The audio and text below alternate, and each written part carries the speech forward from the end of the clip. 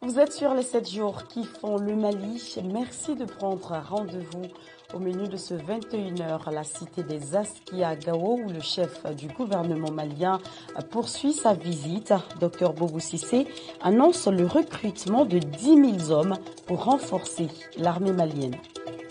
La justice invite également dans ce journal, notamment pour parler de l'affaire dite des bérets rouges. Le général Amadou Aya Sanogo et ses compagnons sont désormais libres. Qu'en pensent les Maliens de cette liberté provisoire accordée hier? Vous aurez l'occasion d'entendre quelques réactions. Mesdames et messieurs, bonsoir et bienvenue dans ce journal. Il y a 8 ans, il s'autoproclamait l'homme fort du Mali, le capitaine Amadou Aya Sanogo, devenu par la suite général. Un bref passage à la télévision nationale marqué par des soubresauts et des crimes commis, ce qui l'a conduit, ainsi que ses compagnons, un an plus tard, en prison pour l'affaire dite des bérets rouges. Ce mardi, lui et ses compagnons ont été remis en liberté provisoire. Youssouf Koulibaly revient ici sur cette affaire.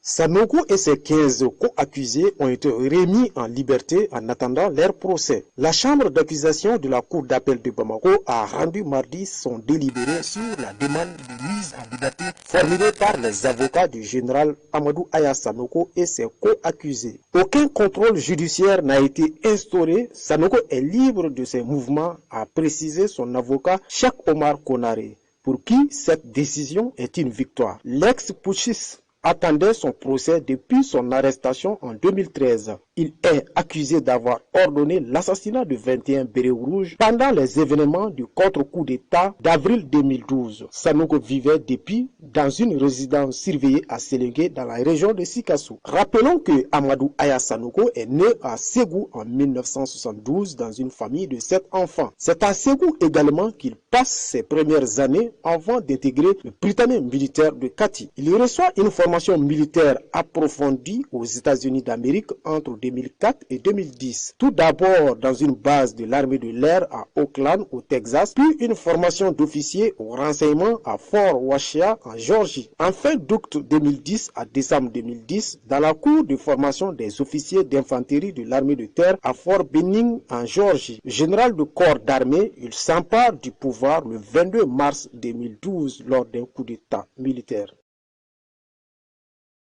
Voilà ce qui concerne les faits. Voyons à présent, côté réaction, qu'en pensent les Maliens de cette liberté provisoire accordée au général Amadou Aya Sanogo et ses co-détenus. Mérite-t-il cette liberté? Nous avons posé la question dans les rues de Bamako. Voici quelques réactions. La libération de Aya Amadou Sanogo, je m'en réjouis en tant que citoyen du pays. Donc si sa libération contribue à l'unité, à la cohésion de l'État malien, nous en réjouissons. Mais il y a quelque chose qu'on doit dire non seulement à la population, mais aux autorités. Et bien sûr, Aya a fait un coup d'État qui n'était pas préparé. L'objectif même, ce n'était pas un coup d'État, mais ça aboutit à un coup d'État. Et s'il y a eu ce coup d'État, et on a fait une arrestation aussi qui n'était pas préparée. Donc il a séjourné plus de ce qu'il devait faire en prison. Donc, mais en réalité, si, je répète encore, si sa libération contribue à l'unité et la cohésion du pays, nous en réjouissons. Je crois que c'est très difficile que ces familles, comment dirais-je, acceptent une telle libération, parce que la libération a été de telle sorte que la population même a été informée sur les réseaux sociaux.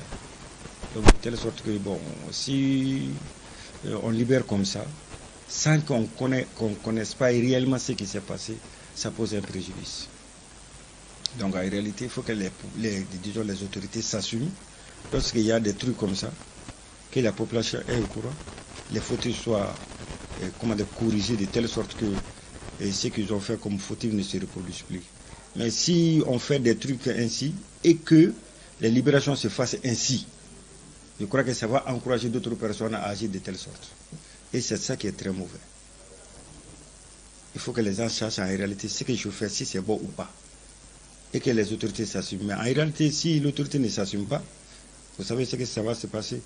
C'est pourquoi, disons, les familles endeuilleuses là vont rester toujours mécontents. Parce qu'en réalité, ils vont dire que leur fils, ou bien leur papa, ou bien leurs époux sont morts de telle sorte qu'il n'y a même pas de cause. Je vous l'annonçais également dans le sommaire, le Premier ministre malien, Dr Boubou Cissé, poursuit sa visite dans la région de Gao depuis ce lundi. Accompagné d'une forte délégation ministérielle, il a procédé au lancement des grands travaux. Mais cette visite s'inscrit également dans le cadre du renforcement de la proximité de l'administration des administrés. Voyons tout cela avec Babaï Ouattara. Le chef de gouvernement, ministre de l'économie et des finances, est avec une forte délégation dans la cité des Askia. Comme dans les autres régions du pays déjà visitées, Boubou Cissé s'est aussi rendu à Gao pour rencontrer les citoyens maliens afin de leur apporter le soutien du chef de l'État et du gouvernement. Au programme de ce voyage, une série de visites des différents chantiers entrepris par l'État en termes d'infrastructures, comme la relance de la construction de la route Gao-Sévaré, l'inauguration du système d'adduction d'eau et divers autres travaux en cours. Comme souligné par le Premier ministre, cette visite est une reconnaissance de la part du président de la République Ibrahim Boubacar Keïta pour le courage et la résilience des populations de Gao durant l'occupation djihadiste. En marge de sa visite à Gao, le Premier ministre a aussi rendu une visite de courtoisie dans la famille Ali Badi. Rappelons que Boubou Cissé et sa délégation resteront dans la cité des Askia durant 5 jours.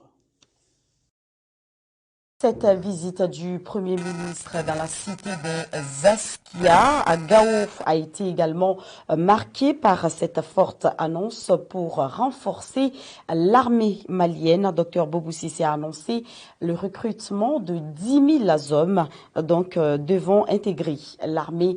Il l'a dit lors de son séjour à Ansongo. Mamadou Diallo. L'annonce a été faite à Ansongo par le Premier ministre Dr Boubou Cissé, le recrutement de 10 000 hommes pour renforcer la présence des forces armées maliennes sur l'ensemble du territoire. Dans le cadre du nouveau concept opérationnel adopté par le Conseil supérieur de la Défense, cette décision a été approuvée après proposition du ministre de la Défense et le chef d'état-major général des armées au Conseil. Quant au retour des FAMA à Labezanga, cela se fera dans les semaines à venir, avec un effectif plus important et des moyens adéquats pour assurer la quiétude et la sécurité des populations, a annoncé le chef du gouvernement. Ces mesures entrent dans le cadre du retour de l'armée reconstituée dans les régions nord du pays, une volonté affichée des plus hautes autorités. Diplomatie à présent, le ministre des Affaires étrangères et de la coopération internationale, M. Tchablin Dramé, a animé une conférence de presse de présentation des vœux en faveur de la presse. C'était hier à Koulikoro. C'est un commentaire de Mamadou Diallo. Le ministre des Affaires étrangères et de la coopération internationale, Tchablin Dramé, était face aux hommes des médias pour la présentation des vœux les meilleurs 2020. Dans ses propos, Tchablin Dramé a souligné les éprouvants moments que le pays a traversés en 2019, avec une série d'attaques terroristes contre le Mali, ses voisins et ses partenaires. Malgré cette adversité, le pays n'a pas baissé les bras face aux ennemis de la paix, a-t-il ajouté. Le ministre a salué la bonne tenue du dialogue national inclusif, la franchise des débats, mais aussi la participation des groupes signataires de l'accord pour la paix et la réconciliation issus du processus d'Alger. Au cours de cette rencontre, Tchablin Dramé a soulevé les grandes lignes du sommet de Pau. Les condamnations, les indignations et les controverses ont servi de base au sommet pour assurer les partenaires français et a ajouté que c'était un moment de vérité et de clarification. Le ministre s'est réjoui du retour d'une bataillon de 4028 hommes de façon paritaire à Kidal. Une des recommandations du dialogue national inclusif était d'engager la discussion avec Koufa et Iyad Agali sur ces questions. Tchablin Dramé affirme que le gouvernement n'a rien entrepris dans ce sens, que même Djonkouta Traoré qui mène cette démarche ne la mènerait pas au compte du gouvernement. S'agissant de la libération de Amadou Aya Sanogo et co-accusé, un sujet qui fait d'actualité, Le ministre n'a pas voulu se prononcer là-dessus. Il a juste affirmé que c'est une décision prise souverainement par des magistrats libres. Focus du jour, on s'intéresse ce soir à ce fait divers, mais qui mérite qu'on en parle. Il s'agit des téléphones ultra sécurisés, des présidents africains très informés des capacités d'espionnage, des grandes entreprises du secteur. Les chefs d'État du continent tentent de faire de leur téléphone un véritable coffre-fort. Chacun redouble de prudence. Tour d'horizon des téléphones de nos présidents avec Omukoni. Très informés des capacités d'espionnage des grandes entreprises du secteur, les chefs d'État du continent tentent de faire de leur téléphone un véritable coffre-fort face aux risques d'écoute. Chacun s'équipe et redouble de prudence. En Afrique de l'Ouest, certains ont été séduits par des technologies d'origine française. Les chefs d'État français Jacques Chirac, Nicolas Sarkozy et François Hollande utilisent un théorème, téléphone ultra sécurisé à clapet et à touche physique, créé par Tal, mais son utilisation reste fastidieuse à tel point que Sarkozy a avoué qu'il le détestait. Mais récemment, le groupe français a racheté Aircom et ajouté une autre corde à son arc, sa technologie CryptoSmart, un gros succès également en Afrique pour les produits BlackBerry, auquel on dit que le président rwandais Paul Kagame et le Sénégalais Macky Sall sont fidèles, tout comme le Togolais Faure Gnassingbé, qui fut l'un des tout premiers présidents en Afrique francophone à communiquer il y a 15 ans par texto sur le Guinéen Alpha Condé, qui ne se déplace jamais sans ses 3 ou 4 portables, a migré avec aisance des SMS classiques à WhatsApp puis à Telegram. D'autres chefs d'État de la génération pré-indépendance optent pour des solutions plus radicales. Ainsi, le Camerounais Paul Biya, le Congolais Denis Sassou Nguesso, le Malien Ibrahim Boubacar Keïta ou le Djiboutien Ismaël Omar ne sont pratiquement jamais joignables sur leur portable, dont ils font un usage très sélectif. La commission de gestion de la retenue d'eau des barrages de Séléngué et de Markala a tenu ce mercredi sa réunion mensuelle à l'hôtel Kempescu de Bamako.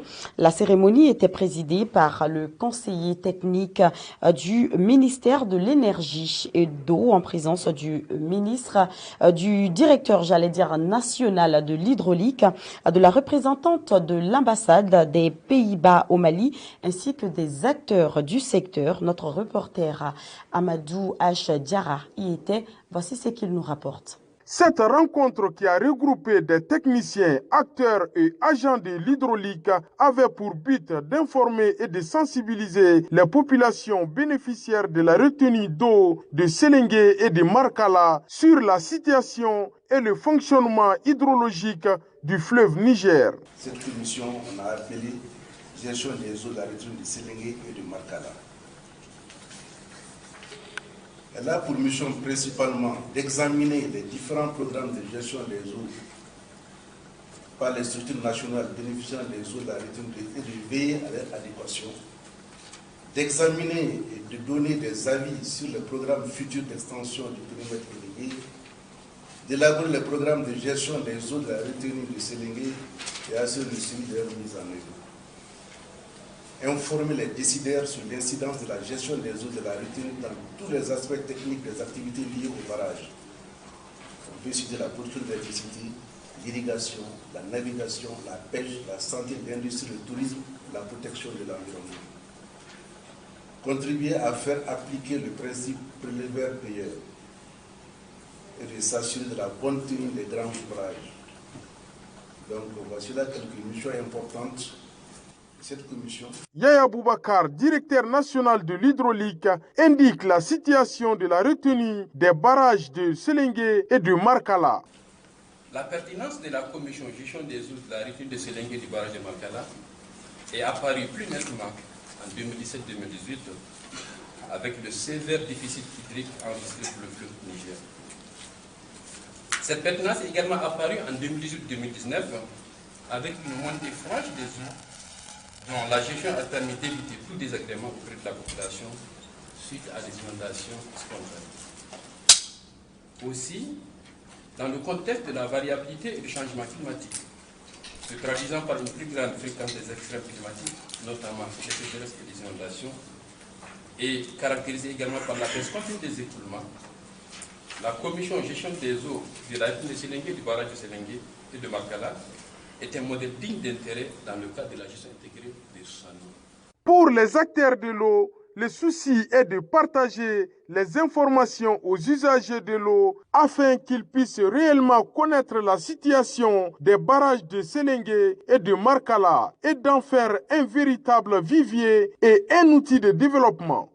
L'actualité sportive pour mettre un point final à ce journal avec ce don en matériel sportif de dernière génération offert par la Fédération internationale de basketball, la FIBA, à la Fédération malienne de basketball. C'était ce matin au Palais des Sports Salamatou Maïga à Bamako en présence du représentant du ministre des Sports Mahamadou Sidibé, du président de la FMBB M.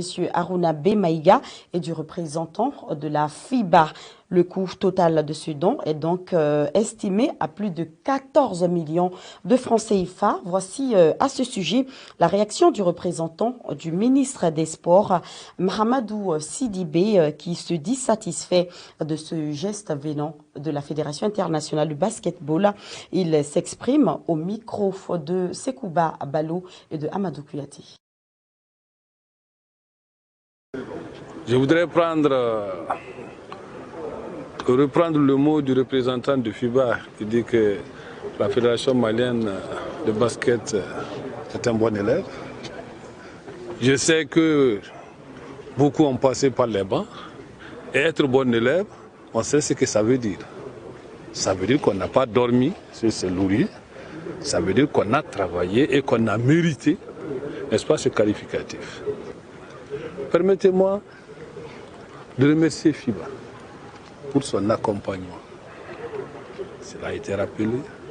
Accompagnement en termes de renforcement des capacités, les stages, l'information, renforcement au niveau de la capacité organisationnelle. À plusieurs reprises, FIBA a fait confiance au Mali pour lui confier des grands rendez-vous. Ça aussi, que FIBA en soit vivement remercié. Aujourd'hui, comme l'a dit le président, FIBA a tenu à faire en sorte que sur le terrain, le basket malien soit présent, que le basket malien soit aussi présent en termes d'organisation et de management. Et c'est ce qui explique l'ensemble de ces équipements qui viennent permettre à cette fédération de renforcer ses capacités en matière de gouvernance. Je suis sûr et certain, convaincu d'ailleurs plutôt, que la fédération malienne fera cas d'école en matière de bonne gouvernance, surtout qu'on vient de faire cas d'école en matière d'occupation de terrain, en matière d'occupation de qualité technique. Donc en matière de gouvernance aussi et de gestion, la fédération malienne, je suis convaincu et je les y invite à ça, fera école. Décor sportif, ça sera donc sous ces belles images que se referme ce journal. Merci à vous tous de l'avoir suivi. L'information continue sur les réseaux sociaux ou encore sur notre site www.m7tv.ml. D'ici là, portez-vous bien. L'information reprendra ses droits demain à la même heure sur la même chaîne avec Babaï Ouattara. Bonsoir.